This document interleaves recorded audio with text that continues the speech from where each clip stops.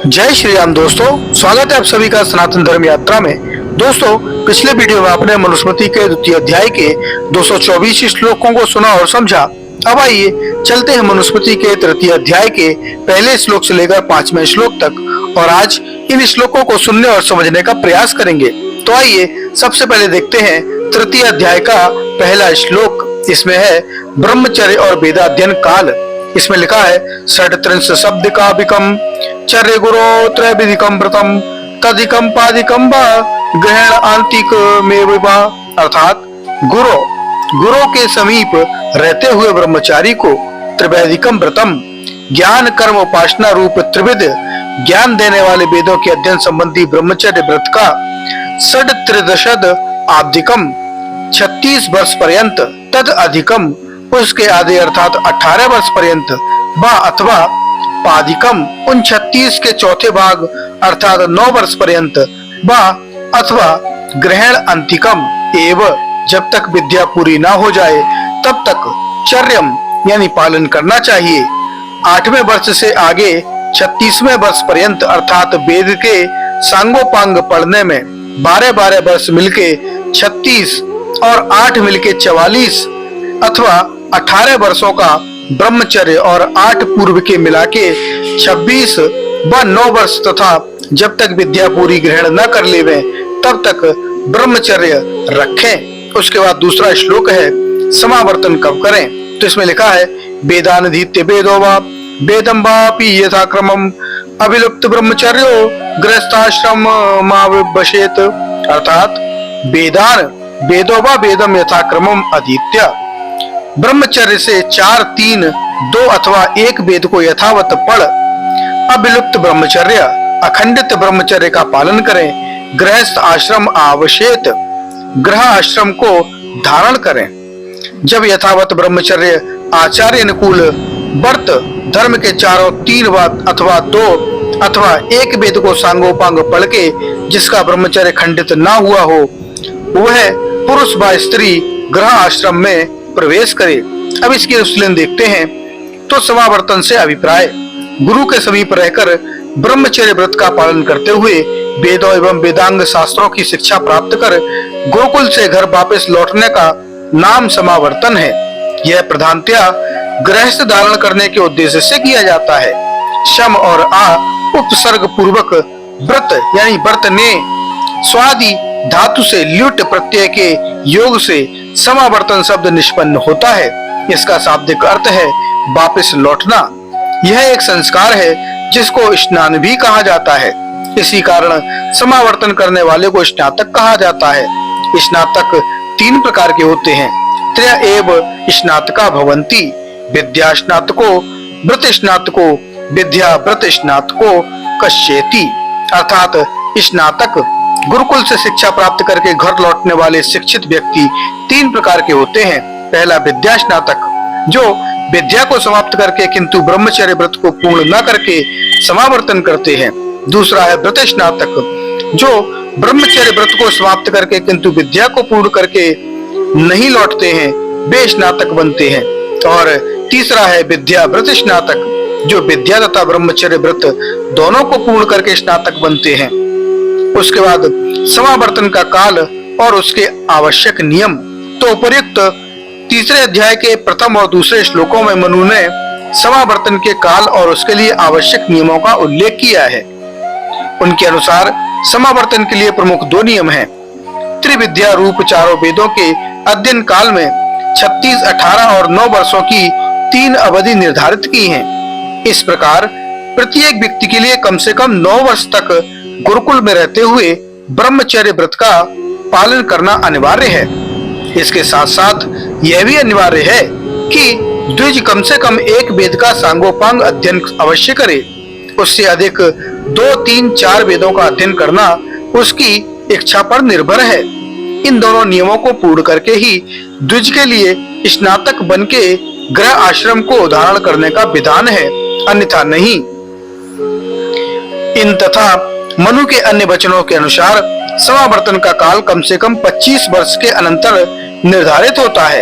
इसे 2 प्रकार से स्पष्ट किया जा सकता है। पहला है उपनयन संस्कार में जैसा कि दूसरे अध्याय के 11वें से 13वें श्लोकों में मनु ने उपनयन काल में कई विकल्पात्मक विधान दिए हैं, जिसमें कई विकल्प हैं। सामान्य अवस्था में सबसे कम आयु 8 वर्ष में ब्राह्मण का उपनयन होता है।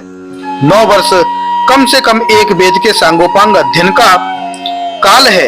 वेद के अध्ययन से पूर्व उन्हें समझने के लिए प्रारंभिक शिक्षा एवं सामान्य वेदांगों जैसे शिक्षा, कल्प, व्याकरण, छंद, निरुक्त, ज्योतिष, इन 6 का गंभीर ज्ञान भी आवश्यक है। इसमें वर्णोच्चारण शिक्षा से लेकर दर्शन, उपनिषदों तक 7-8 वर्ष का समय लगता है। इसी प्रकार 8-9 बराबर 25 वर्षों का कम से कम प्रारंभिक वेद का पूर्ण शिक्षा काल बनता है। मनु ने 25 वर्ष तक गुरुकुल निवास का विधान किया है। इसके पश्चात गृहस्थ में जाने का कथन है। चतुर्थ मायुषो भाग मुशिष्टाध्य गुरु द्विजा, द्वितीय मायुषो भागम कृतदारो गृहे बशेत। यह आयु का पहला भाग 25 वर्ष तक का समय है, जब तक विद्यार्थी गुरुकुल वास करें, पुनः समावर्तन कर गृहस्थ बने। इस विषय में विस्तृत विवेचन तीसरे अध्याय के 4 श्लोक की समीक्षा में पढ़ सकते हैं। इस प्रकार प्रत्येक अवस्था में कम से कम 25 वर्ष का अध्ययन काल अवश्य होता है। उसके पश्चात ही समावर्तन करना मनु सम्मत है। उसके बाद तीसरा श्लोक है, इसमें लिखा है तम प्रतीतम स्वधर्मेण ब्रह्म दाहरम पितु स्त्रीगणम तल्प आसीन महर्तेत प्रथम गवः। अर्थात तम स्वधर्मेण प्रतीतमम, जो स्वधर्म अर्थात यथावत आचार्य और शिष्य का धर्म है, उससे युक्त, पितु ब्रह्मदायरम, पिता जनक व अध्यापक से ब्रह्मदाय अर्थात विद्या रूप भाग का ग्रहण, स्त्री गणम और माला का धारण करने वाले तल्प आसीनम, अपने पलंग पर बैठे हुए आचार्य को प्रथमम गवा अहरेत, प्रथम गोदान से सत्कार करे। वैसे लक्षण युक्त विद्यार्थी को ही कन्या का पिता गोदान से सत्कृत करे। अब इसकी अनुशीलन देखते हैं तो स्त्रगवी शब्द गृहस्थी के लिए ऋण है और इसका मुहावरे के रूप में प्रयोग होता है। आप इसके लिए दूसरे अध्याय का 142वां श्लोक इस पर विस्तृत विवेचन देख सकते हैं। उसके बाद है विवाह विषय, जो कि 4था श्लोक है, गुरु की आज्ञा से विवाह। इसमें लिखा है गुणानुमतः स्नात्वा समावृत्तो यथाविधि उद्धेत द्विजो भार्या सवर्णा लक्षण अनिविताम। अर्थात यथाविधि शपाव्रतः, यथावत उत्तम रीति से ब्रह्मचर्य और विद्या को ग्रहण कर गुणा अनुमता स्नात्वा, गुरु की आज्ञा से स्नान करके द्विजा यानी ब्राह्मण, क्षत्रिय और वैश्य, सवर्णाम अपने वर्ण की लक्षणान्वित उत्तम लक्षण युक्त भार्याम स्त्री से उद्वेत विवाह करें। गुरु की आज्ञा से स्नान कर गुरुकुल से अनुक्रम पूर्वक आके ब्राह्मण, क्षत्रिय, वैश्य अपने वर्णानुकूल सुंदर लक्षण युक्त कन्या से विवाह करें। अब इसके अनुशीलन देखते हैं तो विवाह से अभिप्राय भी उपसर्ग पूर्वक वह प्रापणे धातु से धन्य प्रत्यय के योग से विवाह और उद उपसर्ग से इसका पर्यायवाची उद्वाह शब्द बनता है। इनका अर्थ है विशेष विधि पूर्वक एक दूसरे को प्राप्त करके पारस्परिक जिम्मेदारी को वहन करना। यह एक शास्त्र सम्मत सामाजिक विधान है। इसमें स्त्री पुरुष सुख सुविधा हेतु और गृहस्थ कर्तव्यों का पालन करने के लिए दंपति के रूप में एक दूसरे के साथ रहने का निश्चय करते हैं और पारस्परिक दायित्वों को निभाते हैं। इस प्रकार रहकर संतानोत्पत्ति के द्वारा मानव वंश की अभिवृद्धि करते हैं। इसको मनुस्मृति में पाणी ग्रहण संस्कार भी कहा गया है। इसका भी यही अभिप्राय है कि उपयुक्त उद्देश्यों के लिए एक दूसरे का हाथ पकड़ना अर्थात सहारा देना।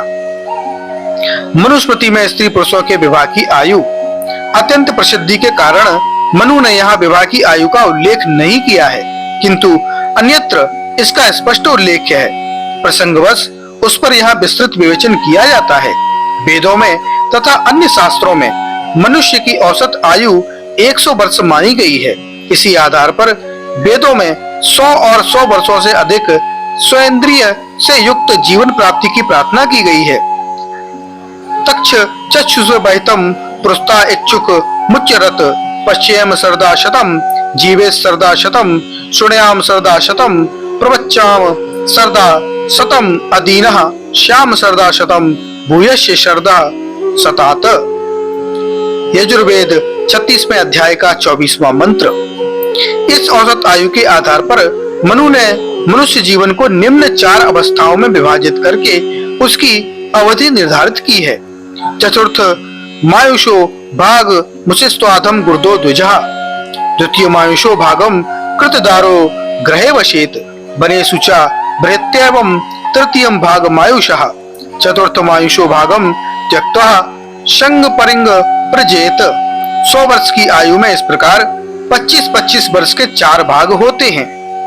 आयु के प्रथम भाग अर्थात 25 वर्ष तक ब्रह्मचर्य पालन करना चाहिए। द्वितीय भाग में अर्थात 25 के पश्चात गृहस्थ बनकर रहें। पुत्र का पुत्र होने पर अथवा त्वचा केश पक जाने पर, जैसा कि 6वें अध्याय के दूसरे श्लोक में बताया गया है, गृहस्थ से वानप्रस्थ बनकर तृतीय भाग में अर्थात 75 वर्ष तक वनस्थ रहें। उसके पश्चात चतुर्थ भाग में सन्यासी बन जाएं। इन विधानों में मनु ने यह स्पष्ट संकेत दिया है कि पुरुष की विवाह की आयु कम से कम 25 वर्ष है। उससे पूर्व विवाह नहीं होना चाहिए। स्त्री के विवाह की आयु, इसका संकेत मनु ने 9वें अध्याय के 90वें श्लोक में दिया है। इसमें लिखा है, त्रीणि वर्षाणि युदीच्छेतु कुमार्युत्तुमति शती ऊर्ध्वतु कालादेत स्मादि दुंदेत सदृशम पतिम। अर्थात मासिक धर्म प्रारंभ होने के पश्चात 3 वर्ष पर्यंत प्रतीक्षा करने के उपरांत कन्या स्वयंवर कर सकती है। कन्या को मासिक धर्म सामान्यतः 13 से 15 की अवस्था में प्रारंभ होता है। 3 वर्ष के अनंतर यह काल 16 से 18 वर्ष की आयु का होता है। अतः कन्या के विवाह की कम से कम आयु 16 वर्ष है। 25 वर्ष का पुरुष 16 वर्ष की कन्या से विवाह करे। इससे अधिक आयु में इतने ही अनुपात में विवाह होना चाहिए, क्योंकि प्रजनन सामर्थ्य एवं शरीर रचना की दृष्टि से 16 वर्ष की कन्या 25 वर्ष के पुरुष के तुल्य होती है।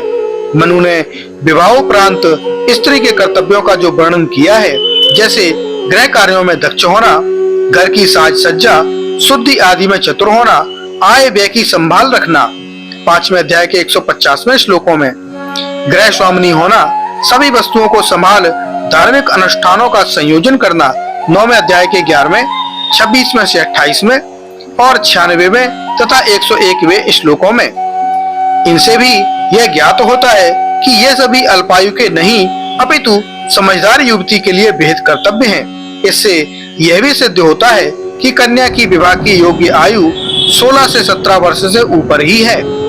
आयुर्वेद के अनुसार विवाह की आयु, इस वर्ष में वैदिक ग्रंथ सर्वोत्तम प्रमाण होते हैं, क्योंकि उनमें शरीर के आधार पर उचित अनुचित का विवेचन होता है। आयुर्वेद के प्रसिद्ध ग्रंथ सुश्रुत में शरीर की वृद्धि और क्षीणता के आधार पर 4 अवस्थाएं प्रदर्शित की हैं। तदनुसार विवाह की आयु निर्धारित की है।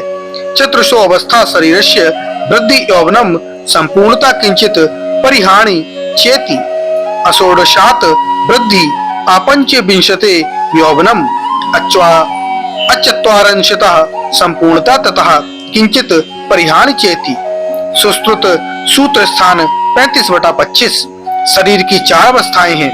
16वें वर्ष में 24 तक वृद्धि बढ़ोतरी की अवस्था, 25वें वर्ष से यौवन का प्रारंभ और 40वें में यौवन की परिपक्वता। उसके पश्चात शरीर की धातुओं में कुछ कुछ क्षीणता आने लगती है। यह युवावस्था ही विवाह की अवस्था है। इससे पूर्व शरीर की धातुओं में अपरिपक्वता होती है।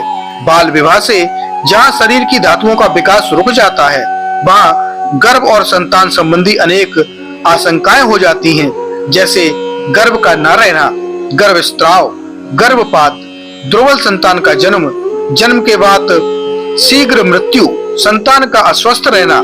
इसी कारण सुश्रुतकार ने 25 वर्ष से पूर्व पुरुष का 16 वर्ष से पूर्व कन्या का विवाह निषेध किया है। कुशल वैद्य 25 वर्ष के पुरुष और 16 वर्ष की कन्या को प्रजनन के सम सामर्थ्य वाला बताते हैं। निम्न प्रमाणों में ये मान्यताएं द्रष्टव्य हैं। पंचविशे ततो वर्षे पुण्यमन्नारी तु षोडशे समत्वागत वीर्यो तो जनियात कुशलो भिषक सुश्रुत सूत्र 35/10 19 वर्षायां प्राप्तः पंचविंशतितम यद्यादन्ते पुनाम गर्भ उचिष्य स विपद्यते जातो याराचिरम जीवते जीविद्या दुर्बलेन्द्रियः तस्माद्य बालायां गर्भाधानम न कारयेत। सुश्रुत सूत्र 10/47 और 48। वेद में विवाह की आयु। वेद में ब्रह्मचारिणी कन्या द्वारा युवक पुरुष को वरण करने का कथन है। उपर्युक्त प्रमाणों से युवावस्था 25 वर्ष के अनंतर बतलाई गई है। इस प्रकार वेदों में भी 25 वर्ष के अनंतर ही विवाह की आयु मानी गई है। मंत्र है ब्रह्मचर्येण कन्या युवान विदन्ते पतिम। अथर्ववेद 11/5/5 अर्थात जैसे लड़के पूर्व ब्रह्मचर्य और पूर्ण विद्यापण पूर्ण जवान होके अपने सदृश कन्या से विवाह करें, वैसे कन्या भी अखंड ब्रह्मचार्य से पूर्ण विद्या पढ़ युक्त युवती हो अपने तुल्य पूर्ण युवावस्था वाले पति को प्राप्त होवे। उसके बाद 5वां श्लोक है विवाह योग कन्या। इसमें लिखा है असपिंडा चाया मातृ सगोत्र चायो पिता सा प्रशस्ता द्विजाति नाम दार कर्मणि मैथुने। अर्थात या मातु असपिंडा जो स्त्री माता की 6 पीढ़ी चा और पितु असगोत्रा पिता के गोत्र की ना हो सा वही द्विजाति नाम द्विजों के लिए दार कर्मणि विवाह करने के प्रशस्ता उत्तम है। मैथुन के लिए जो कन्या माता के कुल की 6 पीढ़ियों में ना हो और पिता के गोत्र की ना हो उस कन्या से विवाह करना उचित है। तो दोस्तों ये जानकारी आपको कैसी लगी कृपया कमेंट बॉक्स में अवश्य बताइए। बने रहिए सनातन धर्म यात्रा के साथ और लेते रहिए रोचक एवं धार्मिक जानकारियां प्रमाणों के साथ। धन्यवाद। जय श्री राम।